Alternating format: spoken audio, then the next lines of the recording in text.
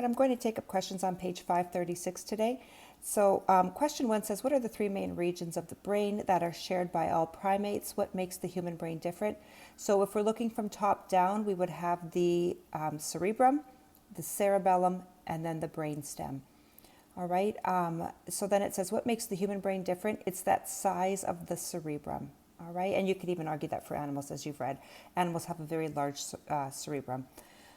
What are the main functions of the spinal cord? So the spinal cord's job is really to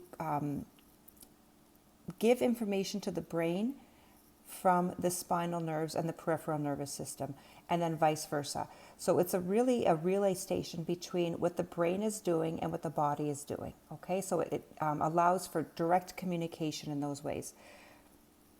Number 3 says, in a collision with an opposing player, a hockey player suffers damage to the cerebellum. How might this affect the player's body movements? That answer is going to be balance. So the cerebellum is in charge of balance. So the balance will be off for that hockey player. Which side of the brain controls which side of the brain controls which side of the body? What connects the two hemispheres? Sorry, I'm not able to speak today. So the left side controls the right side of the body, and the right side of the brain controls the left side of the body.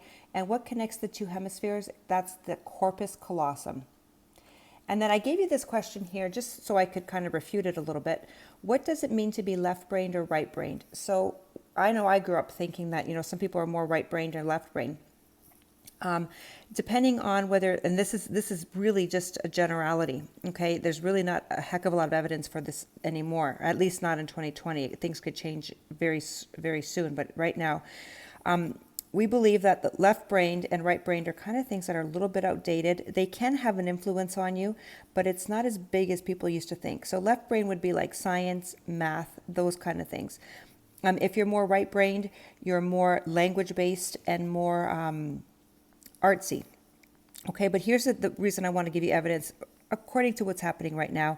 If something should be damaged in your left brain that's really mathematical, your right brain, give it enough time, will take over that mathematical ability. So it can learn how to actually compensate for damage in one side of the brain or the other. All right, so that just means that these labels, left brain, right brain, are probably going to become something of the past. All right, and then number 7, a man suffers a stroke. He is unable to speak, but he can read and understand text. Explain how his brain has most likely been affected. So that is Broca's area. Okay, Broca's area has been affected because he's not able to make the sounds, but he can understand. What is the function of the blood-brain barrier, and how does it accomplish this function?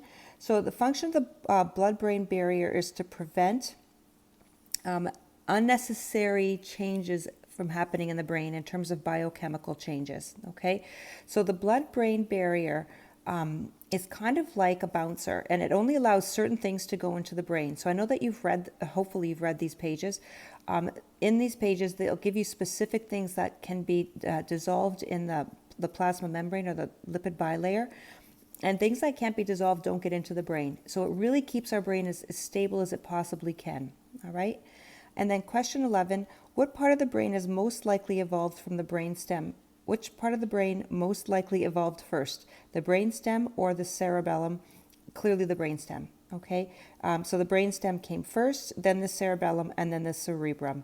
How do we know that? Well, if you look at organisms that have a very immature brain, so just the very basics of a brain, they have the brainstem. All right, and then from there, you would develop the cerebellum for balance if you need to walk, for instance, or swim. And then from there, the cerebrum has taken off. So if we look at more simple animals, they're going to have a brainstem and a cerebellum, but their cerebrum is going to be much smaller than ours. And if you go back even further, you're going to have the makings of a cerebellum and then definitely a brainstem. So just the beginnings of a cerebellum. So if you wanted to take the time, you could actually look up different brains of very simple organisms and see that the brainstem would be more prominent. In some cases, there's just the beginning of a cerebellum.